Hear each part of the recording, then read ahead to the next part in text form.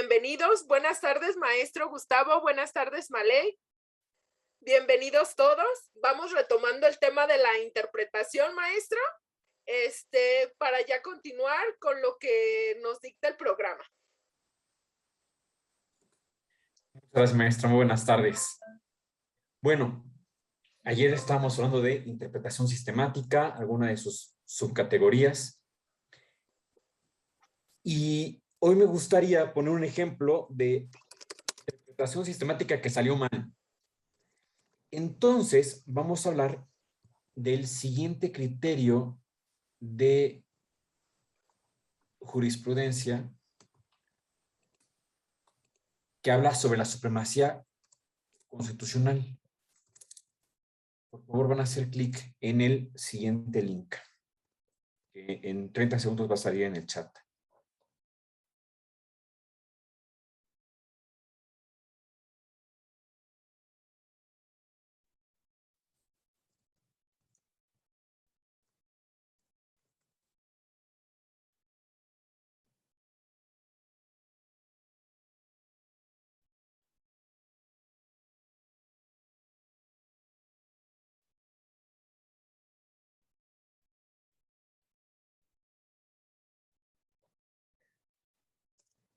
Les pido por favor que abran la tesis a la que se refiere este link.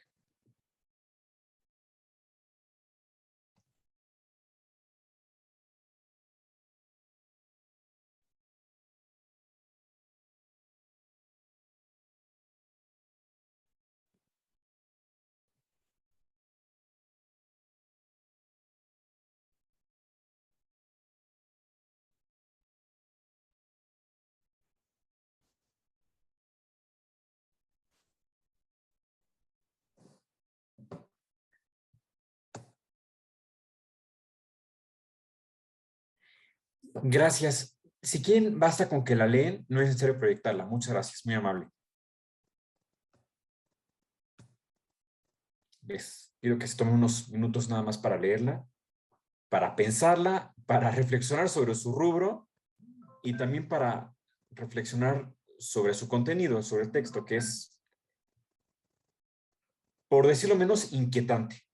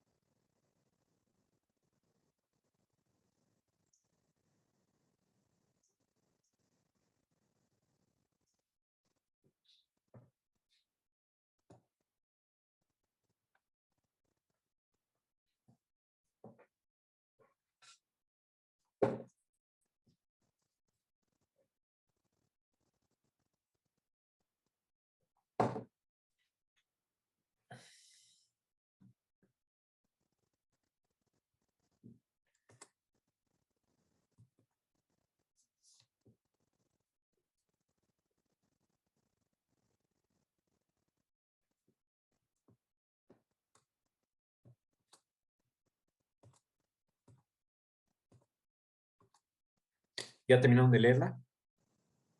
Muy bien. A ver, primera reflexión, hecha con mucha seriedad, mucha prudencia, porque se está grabando la sesión. Solamente por eso, porque da para hacer comentarios de índole por lo menos cómica, ¿no? Al menos cómica. Miren, el rubro. Yo espero que les llame la atención que de fondo el rubro parece decir que la segunda sala de la Suprema Corte de Justicia se abocó a hacer un control de constitucionalidad de la reforma al artículo 1 de la Constitución, cosa que se supone no se hace en México. En México no se hace control constitucional de las reformas constitucionales, mucho menos en el ámbito material de estas. Pero fíjense que el motivo por el que les pongo este ejemplo no es ese, no es para reflexionar sobre si efectivamente se hizo control de constitucionalidad o no, sino más bien por el texto, porque el contenido de la tesis tiene varias afirmaciones que son, pues, parcialmente ciertas, o mejor dicho, en una buena parte falsas. Específicamente, en la forma de proceder con respecto a la interpretación de los artículos 133 y también 103, 105 y 107 de la Constitución, en relación con el artículo 46 de la Convención de Viena sobre el derecho a los tratados entre estados y organizaciones internacionales. Ayer leímos dos artículos de esta misma Convención de Viena y estábamos haciendo un ejercicio precisamente de interpretación sistemática para definir si efectivamente la Constitución y el derecho interno pueden estar al mismo nivel o incluso por arriba de los tratados internacionales. Este es un ejemplo, esta tesis en específico y su texto son un ejemplo de, como ya lo adelantaba, interpretación sistemática que salió mal. ¿Por qué? Bueno, pues porque más allá de la interpretación de las normas nacionales, lo que tenemos que analizar aquí es la interpretación del artículo 46 de la Convención de Viena. Les pido por favor que lo abran, que lo tengan a la mano y que si hay por ahí alguien que con mucha valentía lo quiera leer, pues bueno, por favor lo haga. Es el artículo 46 de la Convención de Viena sobre el derecho a los tratados entre estados y organizaciones internacionales. Van a ver el punto al que quiero llegar.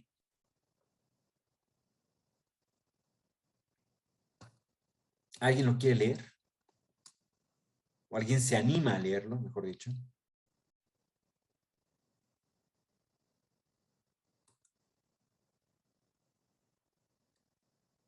Hombre, cuesta, algo así que qué vergüenza, ¿eh?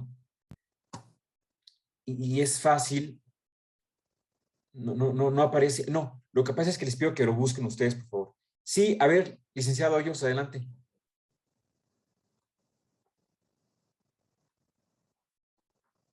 Ay, pero es que tienen que activar el micrófono. Un momentito, espérenme.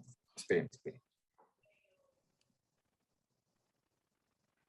Creo que en un momento. Ahí está ya. ¿Listo? ¿Me escuchan? Sí, gracias. Buenas tardes. Se oye bien. Buenas tardes. A su orden. ¿Listo? ¿Ya? De acuerdo. Disposiciones de derecho interno concernientes a la competencia para celebrar tratados. 1. El hecho de que el conocimiento de un Estado en obligarse por un tratado haya sido manifestado en violación de una disposición de su derecho interno concerniente a la competencia, para celebrar tratados no podrá ser alegado por dicho Estado como vicio de su consentimiento. Perdón, problemas técnicos. Es la magia del home office. Que aquí en la Ciudad de México pasa de los tamales, el del fierro viejo, y bueno, no hay problema. Sí. No pasa. ¿Continúa? Adelante. Ok. A ver, a menos que esta violación sea manifiesta y afecte una norma de importancia fundamental de su derecho interno. Y 2, una violación es manifiesta si resulta objetivamente evidente para cualquier Estado que proceda en la materia conforme a la práctica usual y de buena fe. Muchas gracias, muy amable. Bueno, miren, no pasa nada, no hay problema, gracias. Entonces, fíjense, a ver, lo que en suma dice la tesis que les pongo de ejemplo es que la Convención de Viena sostiene la existencia del principio de supremacía constitucional. De hecho, no es que en suma lo diga, de hecho, literalmente, esta tesis en su última sección establece que este principio, la supremacía constitucional, también es reconocido en el ámbito internacional en el artículo 46 que acaba de leer muy amablemente la licenciada. Yo pregunto, de una interpretación sistemática del artículo 133 constitucional, 103, 105 y 107 de la Constitución y el artículo 46 de la Convención de Viena que estamos analizando, ¿realmente existe la supremacía constitucional? ¿Es verdad esto? La interpretación sistemática, como les decía, implica analizar una norma a través de otras. Implica analizar una norma determinada a partir de todo el conjunto de normas jurídicas de un ordenamiento determinado o de un sistema jurídico. Por eso se llama interpretación sistemática. ¿Por qué digo que esta es la interpretación que salió mal? Porque la interpretación conjunta de todos estos artículos no se puede llegar a la conclusión establecida en el rubro de esta tesis. Ahora, vamos más allá. Me interesa quedarme, aunque sea unos pequeños y muy cortos minutos, pero me interesa hacerlo como ejercicio de interpretación, ¿no? Y también un poco de crítica a interpretaciones que no están bien hechas.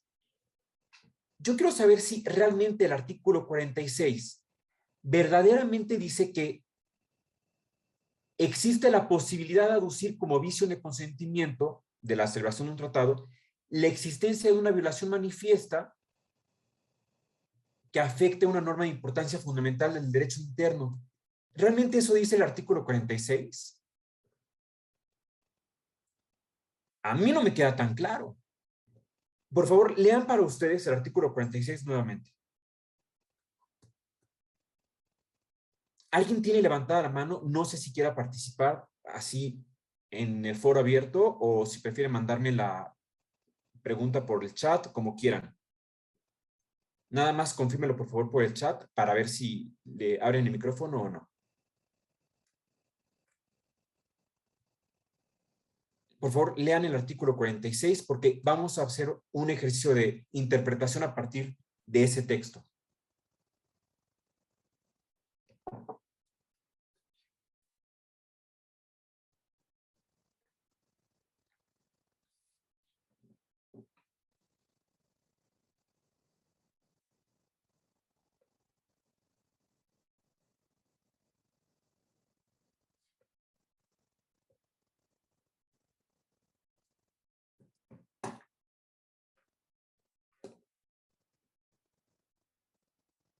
Entonces, el artículo 46, ¿qué dice?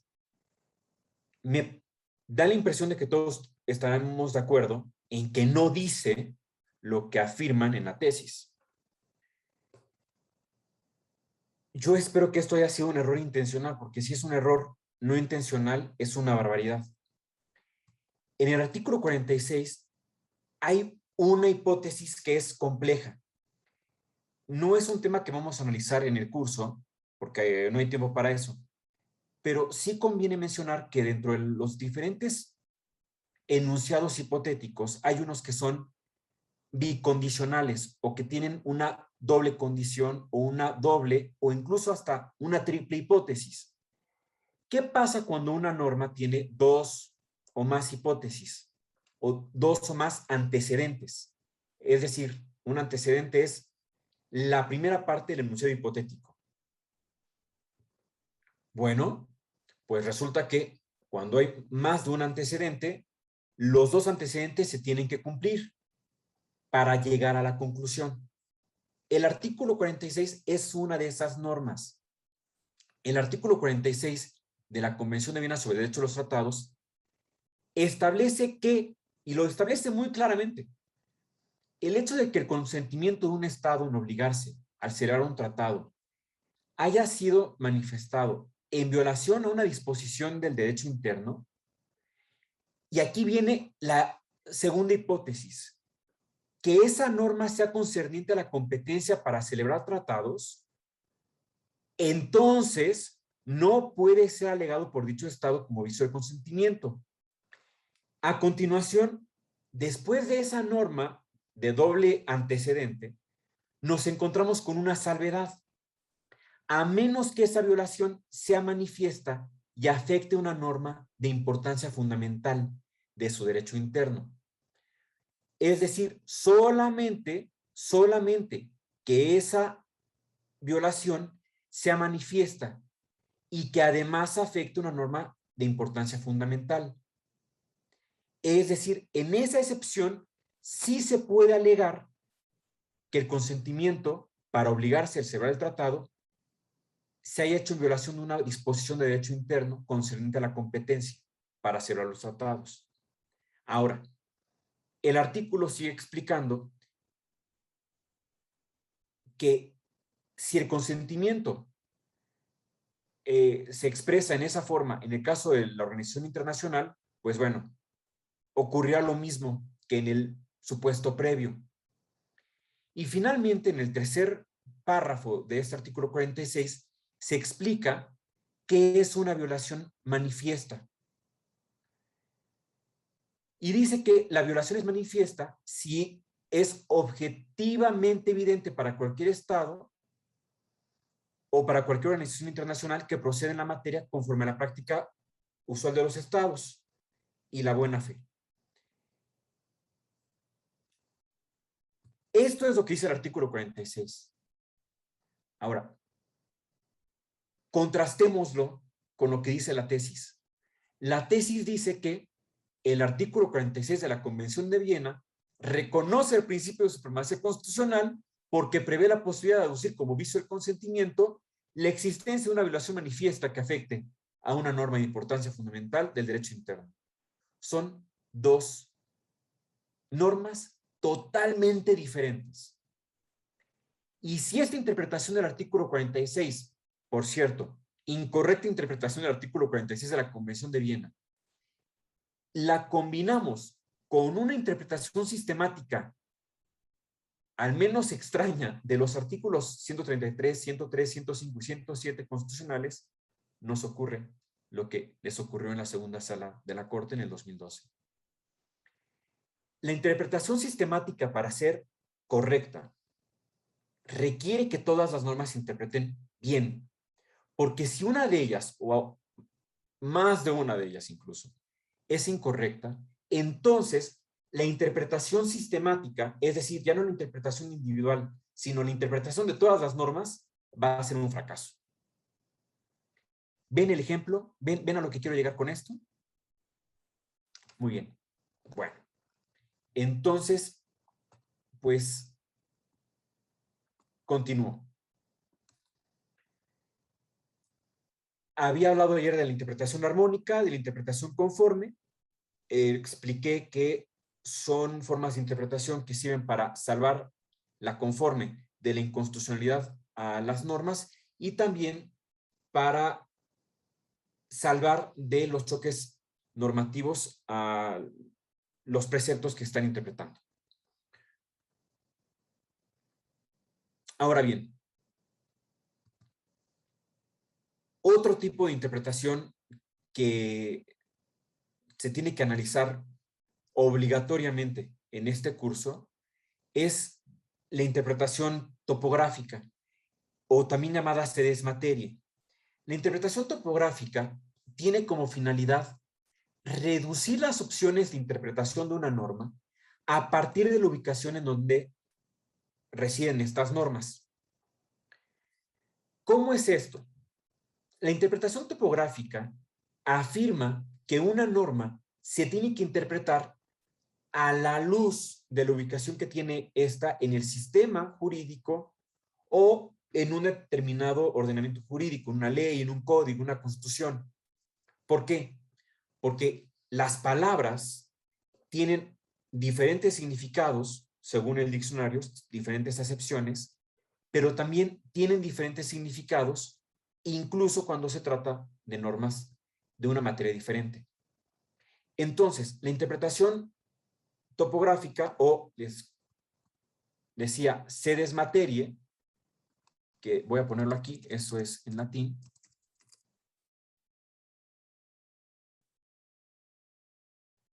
La interpretación sedes materia o topográfica implica que se reduce el número de opciones interpretativas de las normas en función de su ubicación. La interpretación topográfica es una interpretación relativamente positivista, porque la interpretación topográfica no abre las opciones de interpretación en caso de que se requiera argumentar o interpretar más allá de lo que diga la ley. Al contrario, es una forma de mantener la interpretación muy acotada a la ley y además específicamente a la ley en donde se encuentra. esa norma. La interpretación topográfica se utiliza sobre todo para aquellos casos en que la contraparte o alguna de las partes, hablando desde la perspectiva del órgano jurisdiccional, intenta sostener la interpretación de una norma a partir de una ley en donde no se encuentra esta. Como por ejemplo, intentar sostener la interpretación de la palabra menor en función del derecho penal cuando se está hablando de materia familiar, materia civil. La interpretación topográfica entonces ayuda a mantener la interpretación enfocada al ámbito de la norma de referencia y de la competencia del órgano jurisdiccional.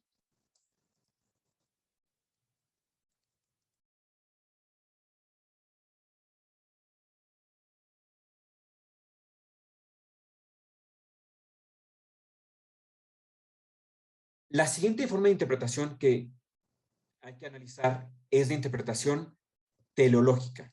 La interpretación teleológica es aquella interpretación que ya lo había mencionado aquí, busca la finalidad establecida en la norma. También se puede decir que es la que busca el espíritu de la ley o el espíritu del legislador.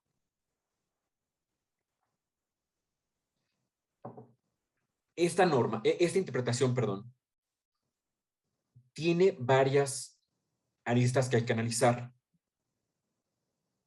Hay quienes dicen que la ley tiene un espíritu y entonces, pues bueno, hay que buscarlo. Pero hay quienes afirman que la ley, al ser un objeto inanimado y ser simplemente un precepto o una norma, no puede tener ningún espíritu, no lo tiene y punto.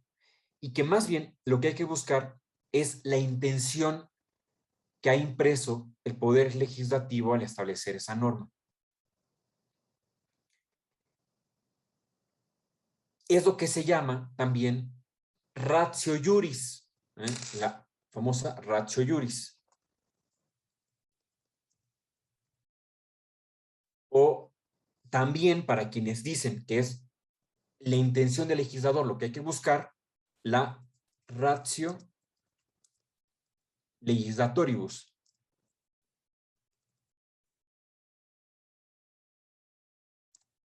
La razón de la ley o la razón del legislador. Por el momento vamos a ponernos de acuerdo en que lo que se busca es el espíritu de la ley, ¿no? La ratio iuris. La ratio iuris hace referencia a la razón de la ley. Aquí hay que tener cuidado, porque la interpretación teleológica se distingue de otros dos tipos de interpretación que son unos parientes muy cercanos de ella, que son la interpretación causal y la interpretación psicológica. Me voy a referir a ellos a continuación. Ahora, ¿a qué responde la interpretación teleológica? Responde a la pregunta ¿para qué se estableció la norma? La interpretación teleológica busca la finalidad. De hecho, la raíz etimológica de teleológico es telos y logos. Telos, que significa fin, y logos, estudio. Finalmente, la teleología es el estudio de los fines. En este caso, la interpretación teleológica desentraña el sentido de la ley a partir de cuál es su finalidad. Esta finalidad es la finalidad que imprimió el poder legislativo en la norma, es lo que buscaba que se lograra, es el para qué de la norma. Ahora bien, les decía que se parece a otros dos tipos de interpretación, la interpretación causal y la interpretación psicológica. La interpretación causal, a diferencia de la teleológica, la interpretación causal, a diferencia de la teleológica, busca el por qué se estableció la ley. La interpretación causal busca, como su nombre lo dice, las causas, los motivos por los cuales se estableció la ley. No busca la finalidad, sino busca más bien el por qué, las razones de la norma.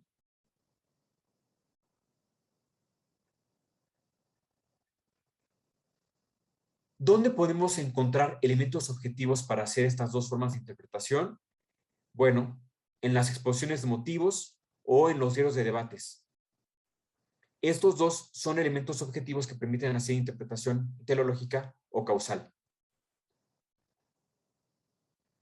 Finalmente, dentro de este grupo de métodos de interpretación, también tenemos a la interpretación psicológica.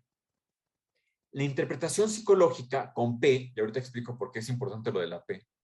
La interpretación psicológica igualmente indaga en el momento de creación de la ley, pero no precisamente en los motivos que provocaron la legislación, tampoco en la finalidad perseguida por el legislador, sino más bien en unos elementos personales específicos de cada uno de los legisladores que participaron en la elaboración de la norma. Busca más bien en el foro interno de los legisladores para determinar cuáles fueron las circunstancias personales que determinaron al Poder Legislativo a establecer una norma. Es un estudio más de la persona del legislador que, propiamente dicho, de la creación legislativa.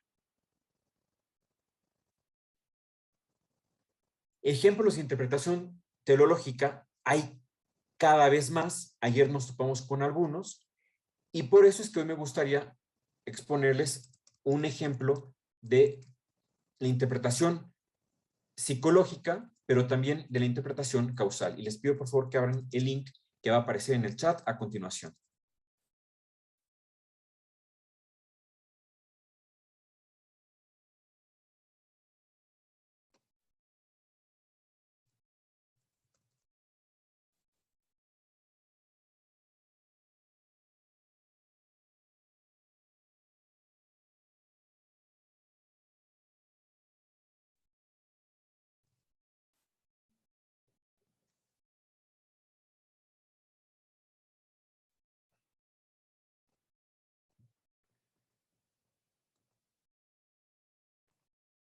Disculpen por favor que no me está funcionando el manejo que usa la federación. Una vez más.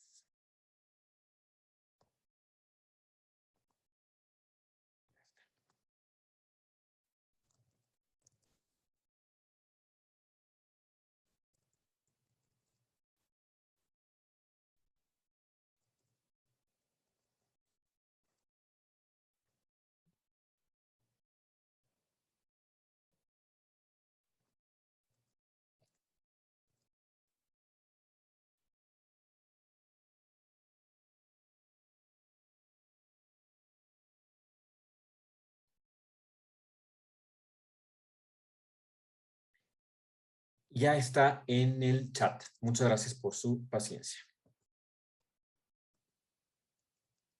Le había mandado por mensaje privado, perdón. Ahora sí ya está en el chat.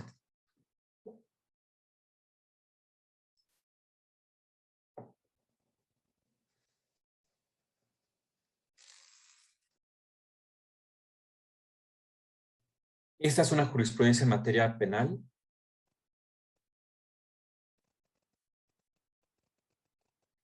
Y habla de la interpretación causal teleológica. Esto es un error. ¿Por qué? Porque la causal teleológica es una combinación. Y realmente la causal y la teleológica son dos cosas diferentes. Se distinguen, como les decía, la causal busca cuáles son los motivos que provocaron el establecimiento de la norma, mientras que la teleológica busca los fines, y son dos cosas distintas.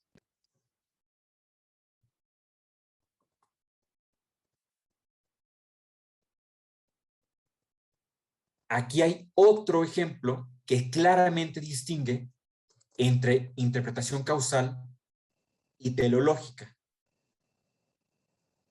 Este es un caso de un rubro muy atinado porque claramente diferencia la causal de la teleológica.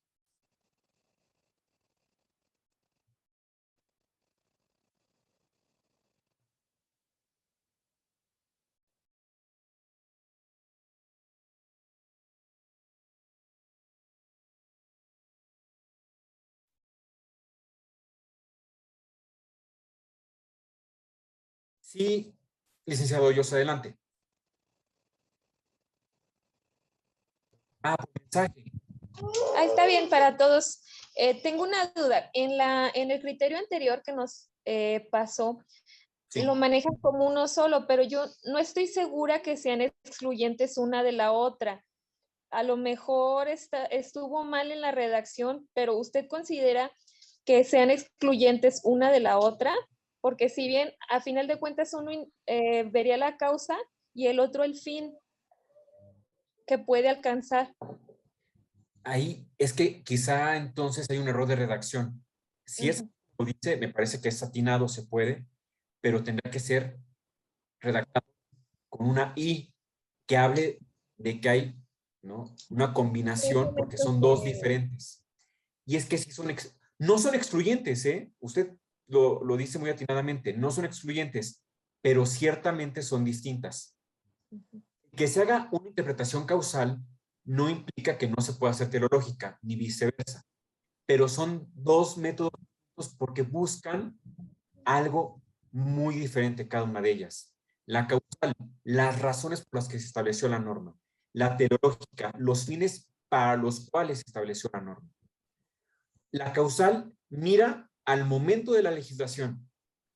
En cambio, la teleológica mira hacia los momentos posteriores a la entrada en vigor de la norma.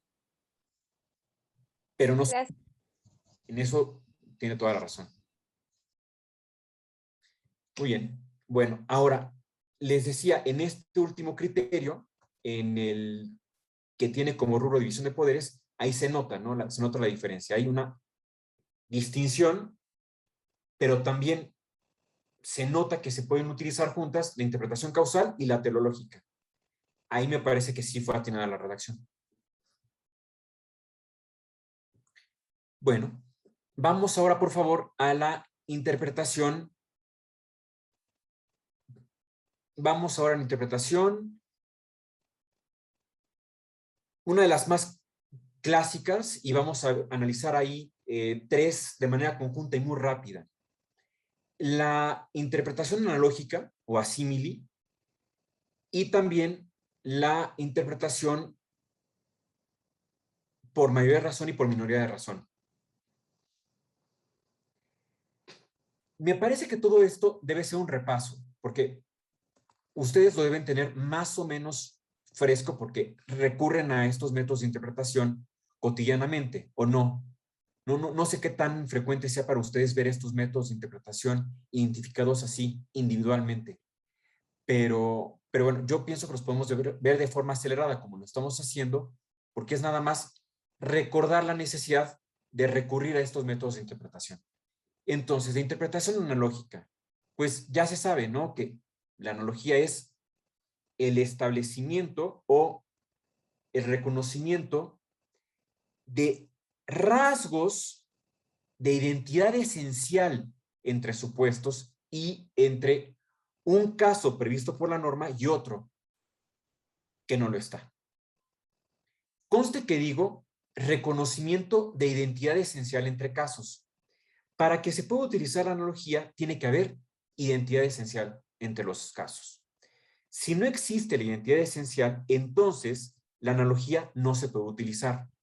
Como tampoco se puede utilizar en casos en que exista un perjuicio a quien se encuentra en el caso no regulado, o bien, desde luego, con mayor razón, una prohibición normativa, como por ejemplo en materia penal.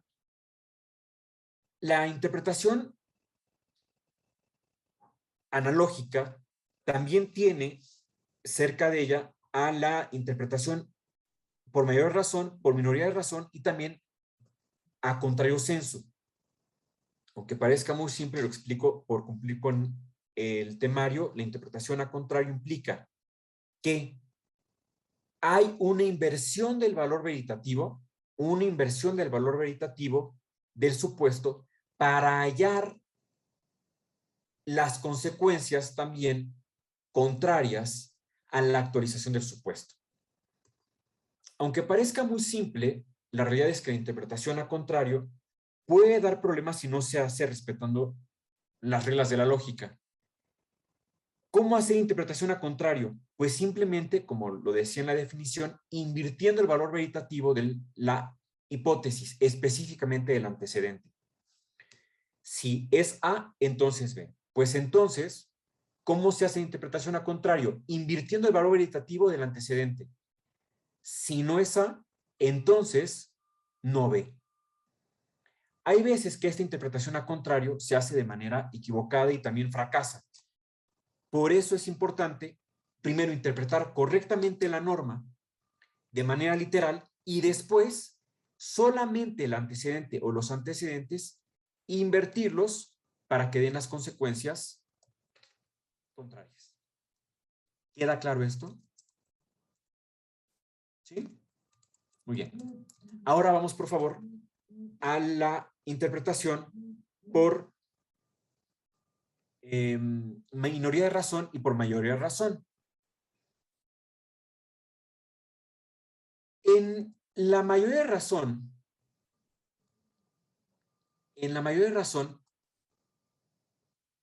se sabe que una norma que prevé un determinado supuesto se puede extender a un caso para cubrir una laguna o para extender las opciones interpretativas de la norma. Por ejemplo, en materia civil, ¿no? En materia civil es muy claro.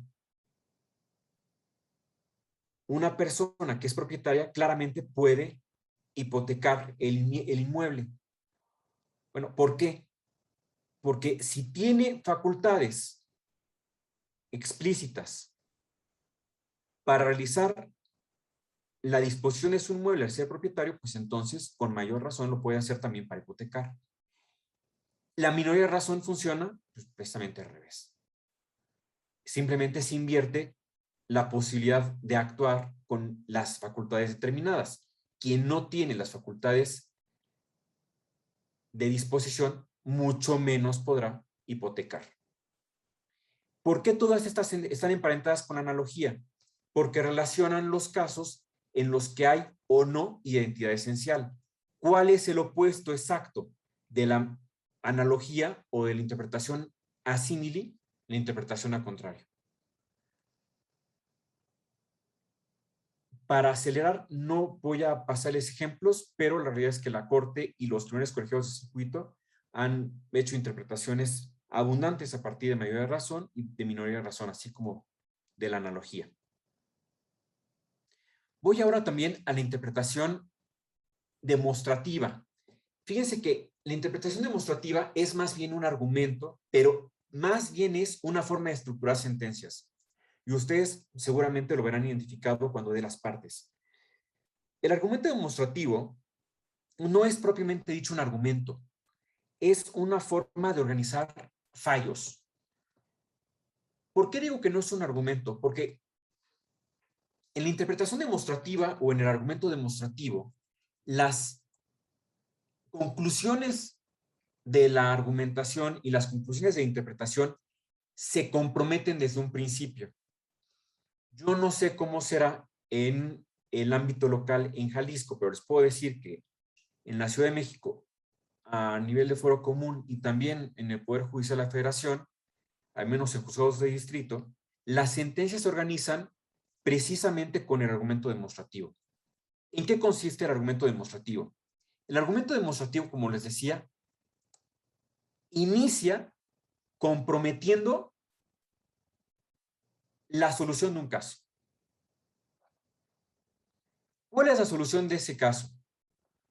Bueno, pues el estudio que ha hecho la persona que dicta la sentencia llega a una conclusión determinada.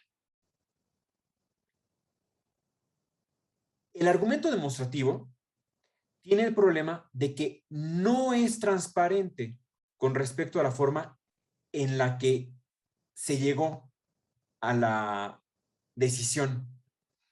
¿Por qué? Porque lo que interesa es exponer, comprometer desde el principio la solución. tiene varias partes o tiene varios elementos el argumento demostrativo. La primera de ellas, o el primer elemento, la propositio, así se llama en latín, la propositio, se los voy a poner aquí en el chat. Propositio. ¿Qué es la propositio? Es la proposición que se tiene que demostrar. Lo mandé por mensaje privado nuevamente. La propositio es una proposición que se tiene que demostrar. Es la solución del caso. En realidad es el punto resolutivo. Como les decía, se compromete desde el principio. Desde que inicia la sentencia, ya se está diciendo en qué va a acabar. Ahora, después de este elemento, inicia el planteamiento de la cuestión. Inicia la relación de los hechos. Ustedes podrán rápidamente identificar que esta gran sección del argumento demostrativo, que en latín se escribe quaestio, y lo estoy escribiendo ahora mismo aquí,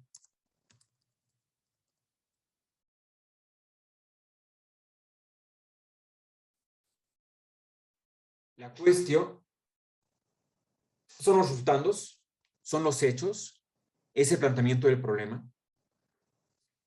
Posteriormente, en el argumento demostrativo, se establece una propuesta de solución del caso. La autoridad jurisdiccional dice cómo se le ha ocurrido resolver el caso y por qué lo va a resolver de esa forma. Se puede decir que en esta sección la autoridad jurisdiccional establece una tesis, enuncia una tesis. A continuación, el cuarto elemento del argumento demostrativo implica dar los argumentos jurídicos. Estos argumentos jurídicos son una combinación de normas jurídicas positivas con principios jurídicos, con las cláusulas del contrato y en general cualquier norma que permita a la autoridad jurisdiccional actuar como lo está haciendo. Esta norma, aunque conste, lo he dicho, es una norma de derecho positivo, un principio jurídico, una cláusula de un contrato, un artículo de un tratado internacional. En general, cualquier norma jurídica se llama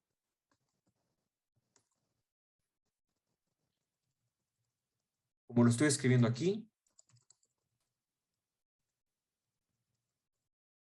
principium demonstrationis. Es como lo llama la teoría y así se llama en latín. Principium demonstrationis. Es el principio a partir del cual se hace la demostración. Y finalmente,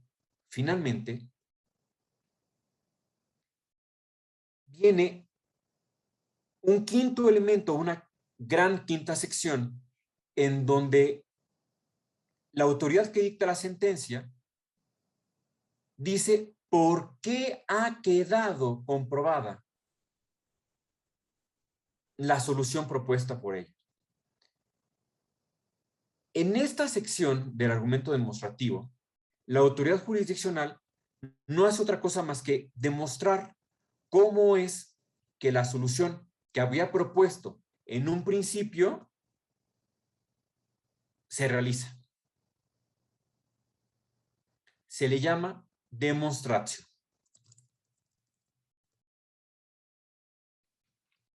Esas son las 5 partes del argumento demostrativo. Supongo, ¿verdad?, que ustedes lo han de utilizar con mucha frecuencia y no me dejan mentir que, pues, si no aquí todos, la mayoría sí organizan así sus sentencias. Así es como se organizan las sentencias en México, con el argumento demostrativo. Vamos a ver que hay otros estilos.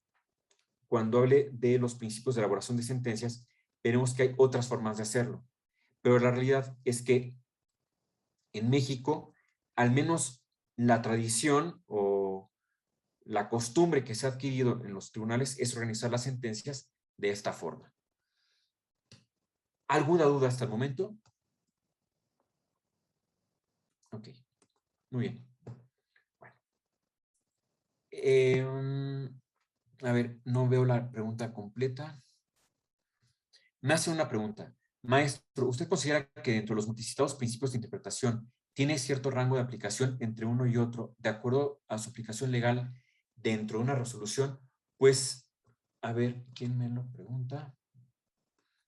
Es que quisiera ver quién lo pregunta para poderme dirigir bien a esta persona. Sí, mire, licenciado, fíjese que más allá de lo que yo considero, hay que tomar en consideración que tenemos el artículo 14 constitucional. Y el artículo 14 constitucional es muy positivista y por lo tanto como que sí jerarquiza cuál es el orden en el que hay que acudir a los métodos de interpretación jurídica. El artículo 14, ayer lo comentaba, o el lunes, establece que la interpretación, que en materia civil hay que estar a la letra de la ley, como si fuera el siglo XIX, ¿no? Como si los jueces todavía fueran los del siglo XIX, que no pueden más que repetir la ley. Bueno, a ver, es que en realidad, la Constitución está hecha, pues, a principios del siglo XX y por lo tanto heredó esa redacción de otras épocas. Dice que tiene que ser a la letra, si no a su interpretación jurídica y si no a los principios generales del derecho. Bueno, es que finalmente, ¿cómo se puede hacer la interpretación de una norma si no es a partir de estas herramientas, de los principios generales del derecho? Es que los principios generales del derecho se tienen que utilizar siempre. Y conste, principios generales del derecho no significa cualquier aforismo en latín, ¿no? Cualquier frase hecha en latín que suene muy rimbombante y que se pueda acudir a ella. No, a ver, principio general del derecho es una pauta de interpretación establecida en la ley. Eso sí es un principio general del derecho. Otras cosas como dura lex sed lex, ¿no? Bueno, pues puede tener algún fundamento legal, pero realmente no está como tal establecido en ninguna norma. Yo sé que van a decir, bueno, pero es que está la norma esta que dice que la ignorancia de la ley no exime su cumplimiento. Pues sí, pero ese sí es un principio general del derecho. Otras pautas de interpretación que han quedado como en el colectivo imaginario de todos los abogados no son principios generales del derecho propiamente dichos. Ahora, hay jerarquía, yendo a su pregunta en concreto, hay jerarquía en el orden o hay alguna prelación para el uso de estos métodos de interpretación. En un sentido muy estricto, siendo positivistas, yo diría que sí, e incluso diría que hay algunos que no se pueden utilizar. Siendo positivistas, les diría que no se puede utilizar el teleológico, ni el causal, ni el posiblemente ni el psicológico, ¿no? Y tenemos que primero hacer una interpretación literal, una interpretación gramatical. Y quien no la haga, pues está muy mal. Ahora, si queremos ser un poco más abiertos y tenemos la posibilidad de encontrar una interpretación que sea igualmente justa, igualmente apegada a la norma jurídica, entonces optar por el método de interpretación que permita llegar a esa forma de entender la norma, a esa forma de desentrañar el sentido de la norma. Pero si la intención es desviarse del texto normativo, por la razón que sea, pero sobre todo por encontrar la justicia, yo les diría que no hay ninguna apelación. Me parece que quienes tienen más libertad para utilizar los métodos de interpretación jurídica son los litigantes, porque no tienen que salvaguardar el orden jurídico. Ellos lo que buscan es, si me permiten la expresión, llevar agua para su molino y punto. Pero al Poder Judicial le corresponde utilizar el método de interpretación que más acerque el caso a la justicia y proteja los fines del Estado de Derecho, ¿no? Que, por ejemplo, en materia civil se salvaguarde a quien menos lucro quiere obtener. Eso lo impone el Código Civil. El Código Civil dice que se tiene que preferir a quien menos lucro pretenda obtener de esa relación jurídica. Bueno, pues entonces se tiene que optar por esos principios, por ese método de interpretación jurídica. Si hay un principio de interpretación, hay un método de interpretación jurídica que permita lograr con mayor eficacia esos fines que estoy mencionando, pues entonces habrá que optar por ellos. Si hay algún método de interpretación jurídica que lleve un absurdo, que lleve algo ilógico, que lleve algo injusto o algo incluso que es contra la seguridad jurídica, habrá que evitarlo. Creo que ese es el criterio que se puede utilizar para elegirlos.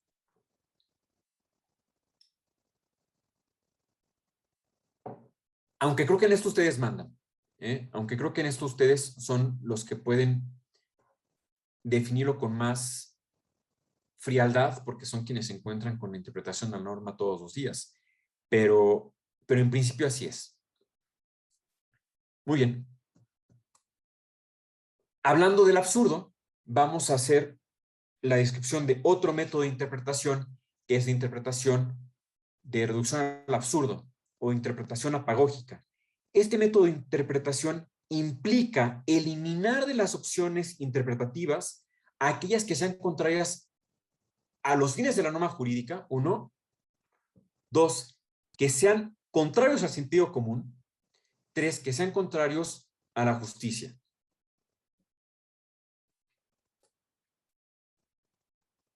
Voy a poner un ejemplo muy rápidamente, considerando además que hay que dar más temas y que esta es una formalidad necesaria de cumplir.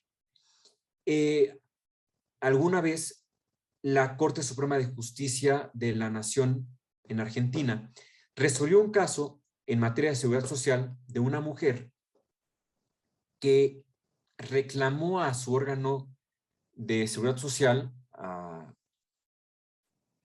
ahí en Argentina que se le pagara la pensión por haberse jubilado. ¿Cuál fue el problema? En síntesis, esta mujer había laborado más de 20 años para la misma empresa de manera ininterrumpida, pero desafortunadamente poco antes de llegar a la edad de jubilación y al tiempo de servicio, vamos a decir 25 años, unos 2, 3 años antes, su papá enferma gravemente de cáncer. Renuncia a ese trabajo, con ello se pierde la condición de haber laborado de manera interrumpida durante los años requeridos por la ley. El padre desafortunadamente fallece por su enfermedad y la mujer vuelve a trabajar esta empresa durante los años exclusivamente que le faltaban. La mujer deja de trabajar por haber cumplido la edad establecida en la norma, acude al órgano a reclamar el pago de su pensión, el órgano administrativo la niega y comienza una historia de demandas ante la autoridad jurisdiccional de primera instancia, de segunda instancia y finalmente el asunto llega a la Corte Suprema.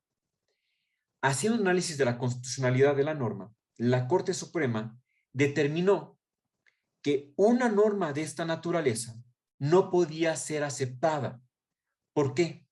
Porque si bien es cierto que la norma era en principio justa, la manera en que se había formulado desembocaba en una injusticia tal que a una mujer que había ayudado a bien morir a su padre le denegarían la pensión a pesar de haber trabajado el tiempo que requería. ¿Qué hizo en este caso la Corte Suprema de la Nación Argentina? Una interpretación apagógica. ¿Cómo es esto? Excluyó los resultados injustos, contrarios al sentido común, para que la pensión sí fuera pagada a esta mujer. La Corte Suprema, en efecto, ordenó que se pagara la pensión. Es verdad que no se cumplía los requisitos literalmente, como lo establecía la ley, es verdad. Sin embargo, la Corte se dio cuenta de que aplicando la ley a rajatabla, en este caso en concreto, se iba a llegar a un absurdo, que una persona que había trabajado durante todos estos años no recibiera la pensión, máxime que había renunciado por una situación, pues, literalmente debido a muerte, y que había sido por humanidad que había renunciado durante ese tiempo. Es una interpretación muy atrevida, pero al mismo tiempo es una interpretación que se puede hacer a cualquier nivel, en cualquier instancia. Es atrevida y hay que ser muy valiente para aplicarla porque, pues, siempre está encima, ¿no? El miedo a la responsabilidad administrativa o penal por hacer una mala interpretación de la norma. Pero finalmente hay órganos que se pueden dar más fácilmente el lujo de hacer estas formas de interpretación porque son órganos terminales. Vamos también a analizar la interpretación histórica.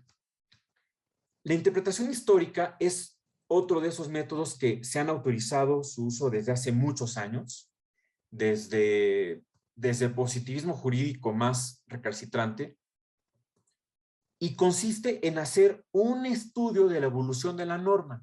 ¿Con qué finalidad? Bueno, con varias. Para, uno, descartar aquellas consecuencias que pudieran ser similares a las derogadas en una reforma legal.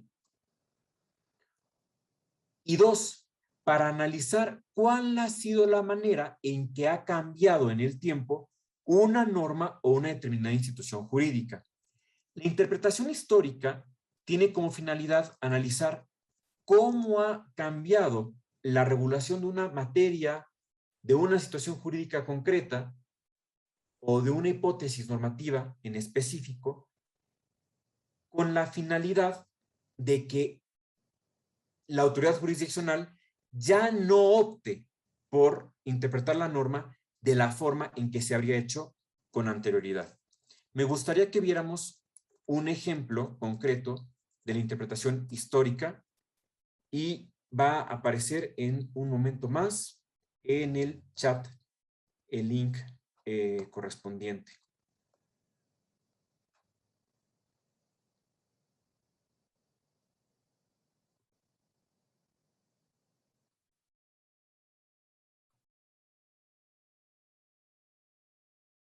Un momento, por favor. Que ya había aparecido, no sé por qué se borró.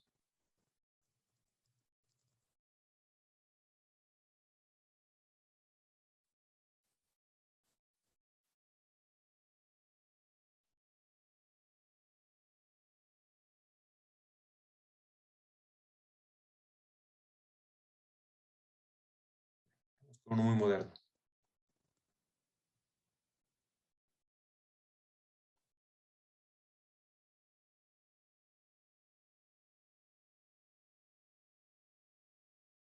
Ya apareció en el chat.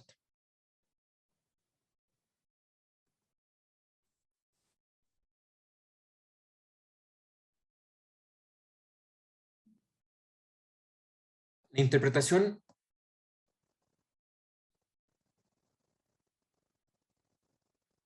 histórica.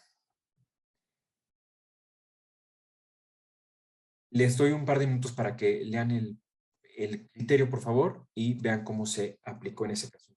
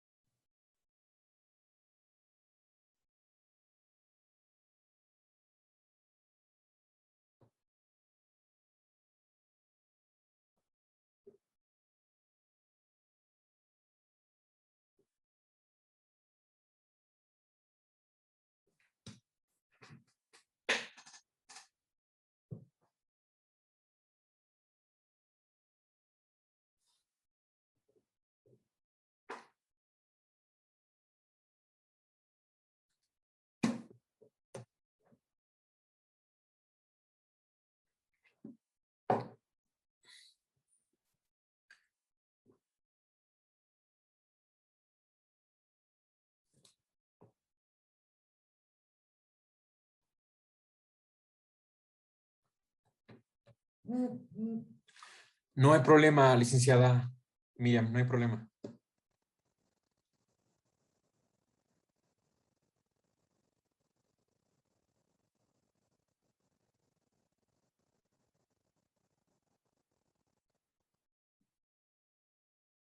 De nada.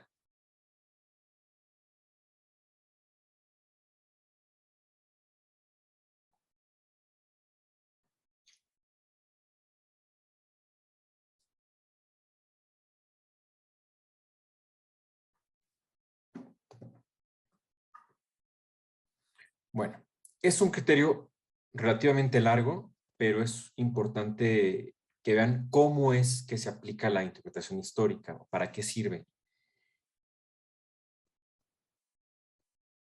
La interpretación histórica tiene la finalidad de permitir la evolución de la regulación de una materia. También hacen referencia a la interpretación sistemática, porque pues como lo establece este mismo criterio, hay muchas normas en juego. Y pues bueno, con la finalidad de entender cómo se otorgan los poderes por una persona moral en el extranjero, hay que hacer una interpretación, como lo dice el criterio, sistemática, pero también histórica. ¿Por qué? Porque la regulación que se hace en México de ese otorgamiento se tiene que adecuar a una norma que surgió con posterioridad a la regulación de esos poderes en México. Sería, maestro, perdón que lo interrumpa, Sí, no, está cuando bien. nos dirigimos a la exposición de motivos, cuando tenemos una duda en cómo vamos a interpretar algún artículo y nos vamos a la exposición de motivos que hizo el legislador para ver por qué motivo se redactó de tal forma o por qué Bueno, motivo llegó a ese fondo en determinado artículo. sí, a ver, la exposición de motivos y el diario de debates dan elementos objetivos para hacer una interpretación, sobre todo, teleológica y causal. Porque la exposición de motivos da la oportunidad de ver cuáles fueron las razones del Poder Legislativo para establecer una norma, para derogar, para abrogar, para reformar o incluso para establecer la norma en primera instancia, ¿no? Ahora, la exposición de motivos, los diarios de debates, también dejan ver para qué se estableció la norma. Y entonces permiten hacer una interpretación teleológica.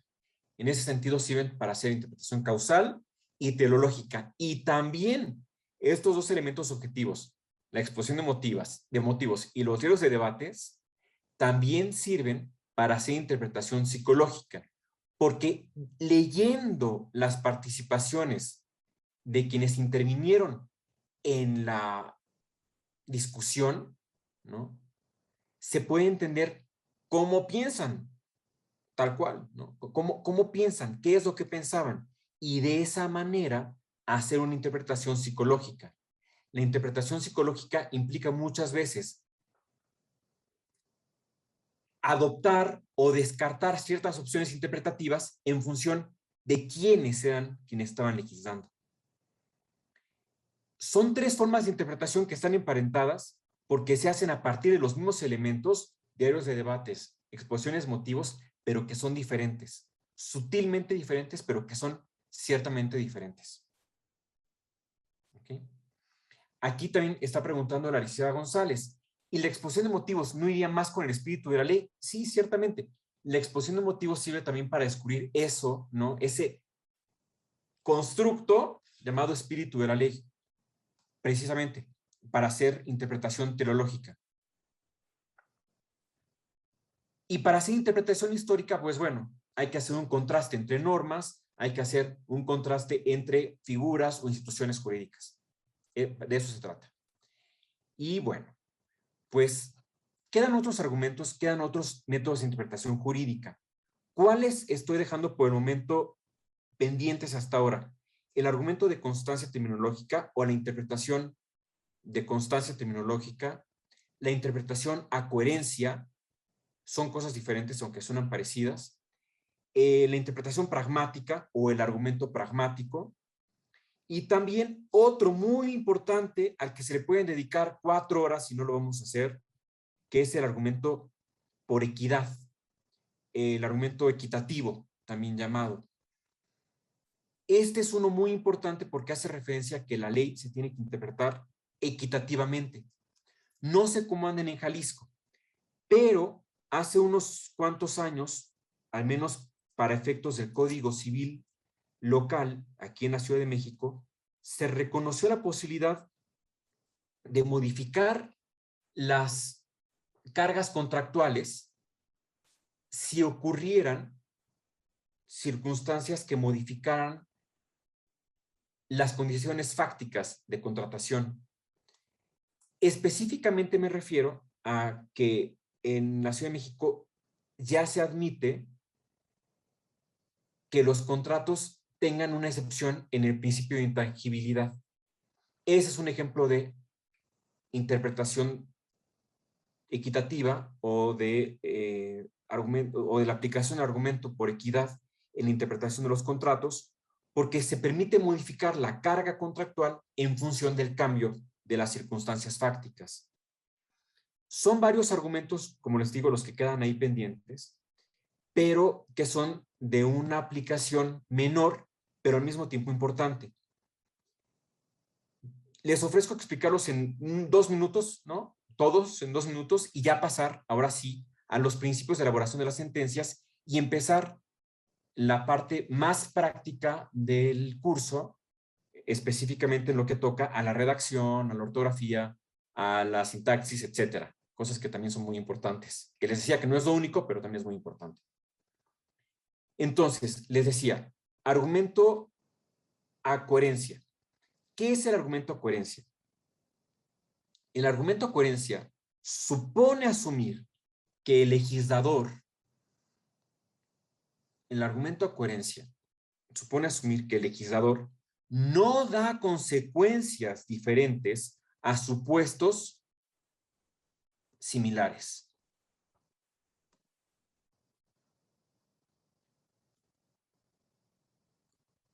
Esto implica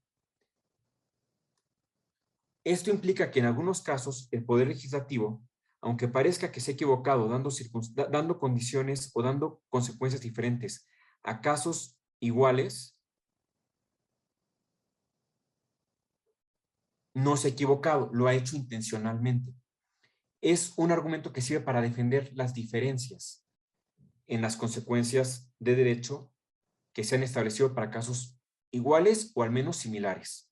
El argumento de constancia terminológica es un argumento o una forma de interpretación que implica asumir que las palabras siempre tienen el mismo significado.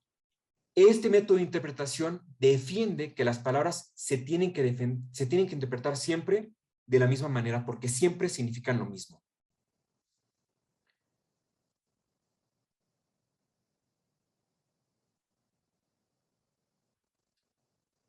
El argumento o la interpretación pragmática, el argumento pragmático o el método pragmático de interpretación jurídica implica la autorización para optar por la interpretación que más práctica o útil sea para un caso concreto.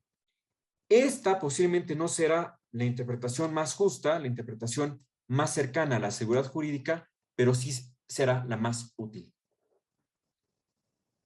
Y como les decía finalmente, el argumento de equidad o equitativo o la interpretación por equidad o equitativa, que significa optar por aquella interpretación de la norma que balancee las cargas entre dos personas.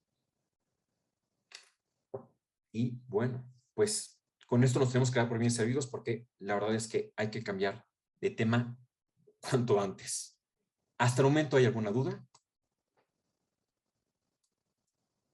Bueno, perfecto. Pues si es así, vamos a ver los principios que rigen la elaboración de sentencias. Fíjense que hay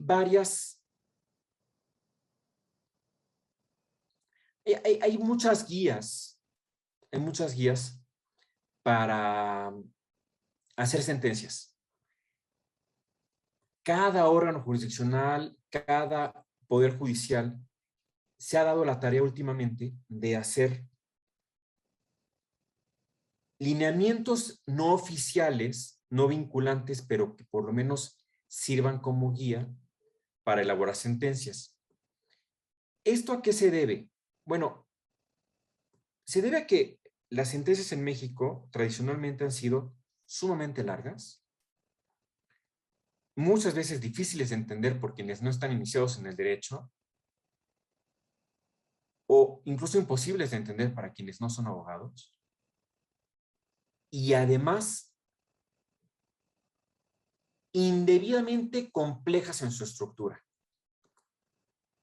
Y aquí no hay quien lance la primera piedra. No hay un órgano jurisdiccional que se pueda sentir libre de culpa y que diga, no, mis sentencias son, si no una maravilla, por lo menos son sentencias sucintas, bien redactadas, bien estructuradas.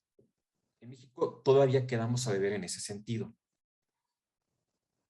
Hace unos años, les cuento, hubo un experimento muy interesante en Estados Unidos, hecho desde la academia, para analizar cuánto tenían de extensión las sentencias de la Corte de Estados Unidos. Y llegaban a la conclusión de que las sentencias más largas tenían alrededor de unas 9,000 palabras. 9,000 palabras, pensando que cada foja puede tener unas 350 palabras. Bueno, estamos hablando de que no serían de más de 30 páginas las sentencias de la Corte de Estados Unidos. Y eso ya era escandaloso. Bueno, pues resulta que la estadística mexicana dice que hay sentencias dictadas por la Suprema Corte de Justicia de la Nación de hasta 280,000 palabras. Yo no sé en Jalisco cómo anden en estos récords, ¿no? No sé si habrá competencia. Yo creo que la tendencia ahora ya es totalmente contraria, o al menos el esfuerzo es distinto, ¿no? El esfuerzo ahora es no ver quién hace la sentencia más abigarrada, más barroca, sino la sentencia que también sea más práctica, incluso hasta por cuestiones de tiempo. Le conviene más a los órganos jurisdiccionales hacer sentencias más cortas, más sucintas y hasta más claras que sentencias que van a dejar más dudas y que además sean larguísimas. Esta tendencia, como les decía, bueno, pues se ha empezado a revertir en México hace pocos años, pero la realidad es que las sentencias mexicanas son famosas por largas. Y esto se los digo incluso desde la perspectiva internacional, para sentirnos orgullosos o al revés, para que nos dé vergüenza. Alguna vez estaba tomando un curso en Argentina, en la Universidad de Buenos Aires, y el profesor de constitucional decía, ¿no? Decía, es que yo estoy asombrado de las sentencias mexicanas, particularmente de las sentencias de la Corte, porque son sentencias que parecen un libro. Bueno, pues sí. 280,000 palabras. 280,000 palabras, quiero hacer la división.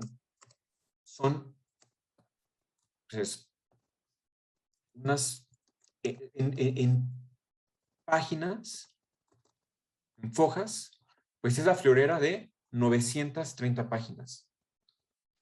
Las sentencias que resuelven las impugnaciones de las elecciones a presidente de la República son sentencias de miles de fojas. Este problema, la necesidad de emitir aclaraciones de sentencias y además la deuda que tienen los poderes judiciales con los justiciables en materia de claridad y transparencia han provocado los esfuerzos, como les decía, de hacer algunos lineamientos o guías o pautas que sirvan para hacer mejores sentencias.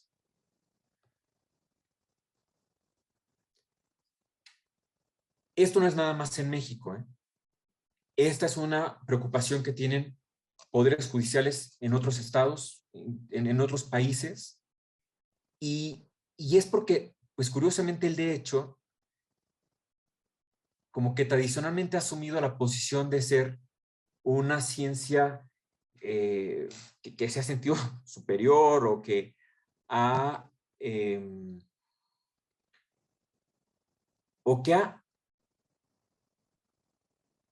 querido ser un misterio para el resto de la gente.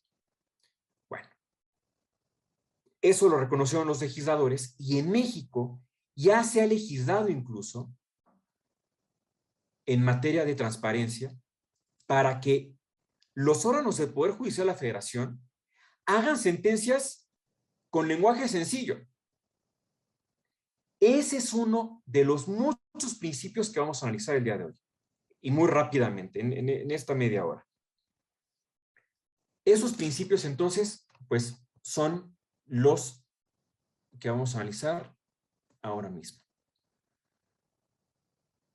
Voy a ser muy conciso para no extenderme demasiado en la teoría y por fin llegar a la práctica. Por favor, todos tengan a la mano el texto. Fíjense, estos textos deben ser de sentencias que vayan a dictar ustedes, que se hayan dictado y que les llamen la atención por diferentes motivos. Y en general deben ser textos que ustedes consideren que se pueden mejorar.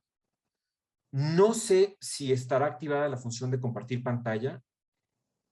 Les pido por favor que autoricen compartir pantalla, porque mi propuesta es que sí lo puedan hacer todos para que vayan participando y entonces de manera práctica pongamos el foco en los párrafos que se pueden mejorar. Bueno, entonces, vamos a ver. Primer principio de elaboración de las sentencias. 1. La transparencia y la sencillez del lenguaje.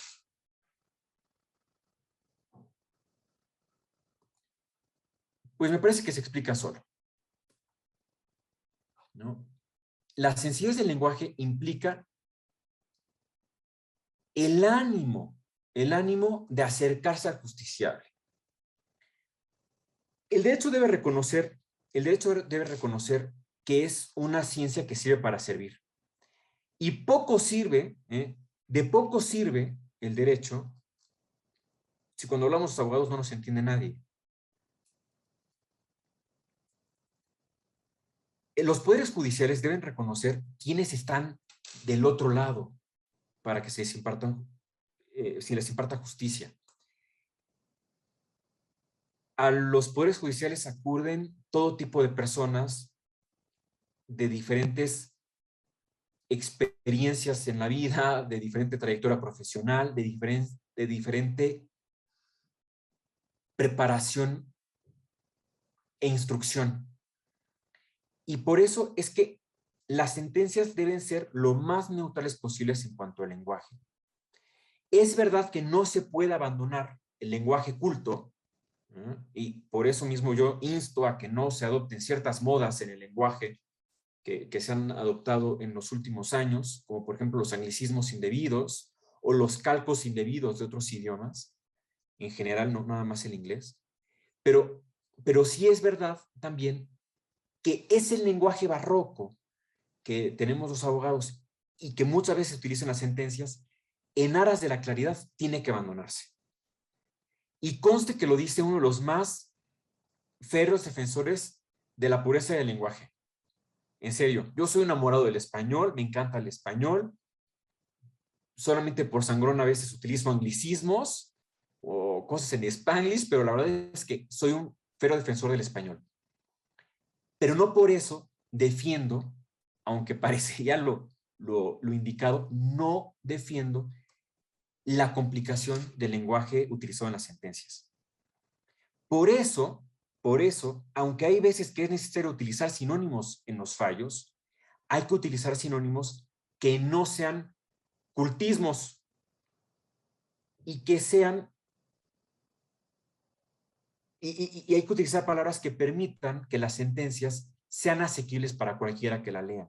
No solamente para abogados, y no solamente para abogados que son ratones de biblioteca, porque también es cierto que incluso dentro del ambiente de los abogados, pues hay abogados que prefieren un lenguaje mucho más sencillo y mucho más claro. Esto es una obligación legal establecida para el Poder Judicial de la Federación, que las sentencias sean claras. Bueno, otro criterio que se propone en diferentes guías o manuales de resolución de sentencias es además de la claridad del lenguaje, el orden. ¿A qué se refiere esto del orden? El orden se refiere a que las sentencias tienen que estar construidas a partir de una estructura que tenga lógica, que responda al sentido común. Hace rato hablábamos del argumento demostrativo, ¿se acuerdan?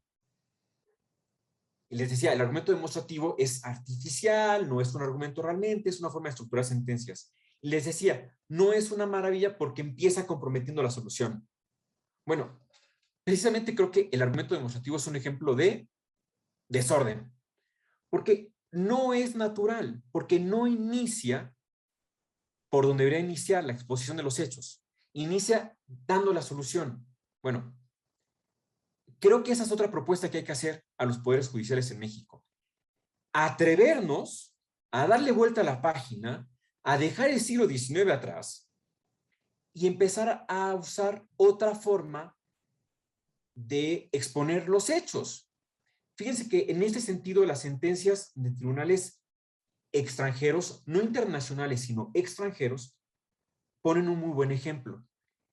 Hay sentencias como las argentinas que situaciones jurídicas sumamente complejas, derechos humanos en juego como la protección de la vida y la protección de la salud, se llegan a resolver en menos de 10 hojas. Bueno, creo que podemos hacer lo mismo en México. Y podemos hacer lo mismo de manera ordenada, exponiendo los hechos, haciendo una breve referencia al caso, sin hacer referencia a todas las constancias, a todos los acuerdos, todos los requerimientos, dictar una muy buena sentencia, concreta, ordenada y al mismo tiempo bien fundada y motivada.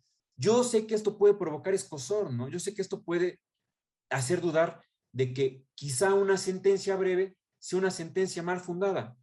Es que en México tenemos esa formación o esa deformación. Pero en realidad es que una sentencia dictada que vaya al fondo del asunto sin hacer referencia a todas las características o a todas las circunstancias formales o circunstanciales del caso, puede estar bien dictada. Entonces, la sentencia tiene que estar hecha con lenguaje claro y también ser ordenada.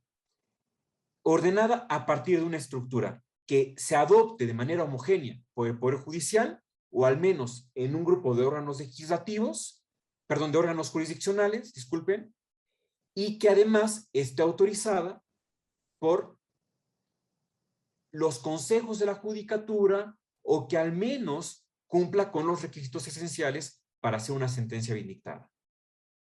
¿Cuál es la propuesta a partir de sentencias de derecho comparado y de tribunales internacionales? Una exposición de los hechos, después hacer la argumentación en función de los argumentos propuestos por las partes, hacer un estudio de los diferentes aspectos procesales del asunto, quizá las excepciones, y después abordar el asunto y proponer los puntos resolutivos. Y es que no es necesario más. El orden responde a eso, a respetar una estructura que tenga lógica.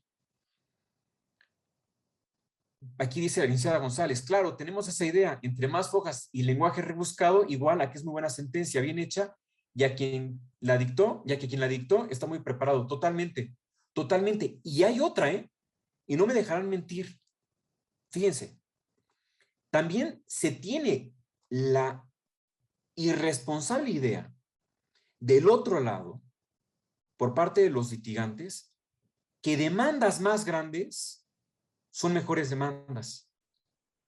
¿A poco no lo han visto? Yo me topé con una sentencia, una demanda de 250 páginas.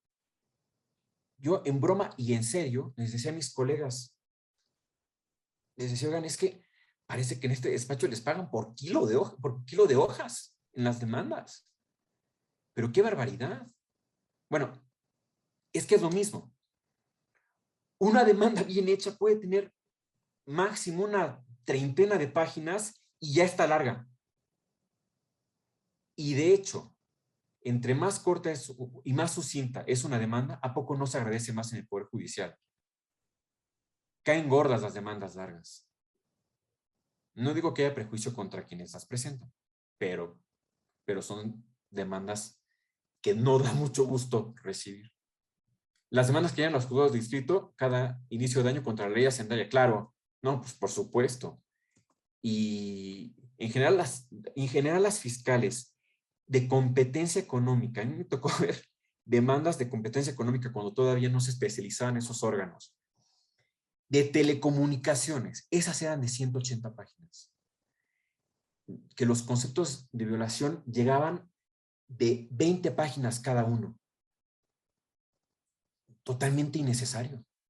Totalmente innecesario. Entonces, orden.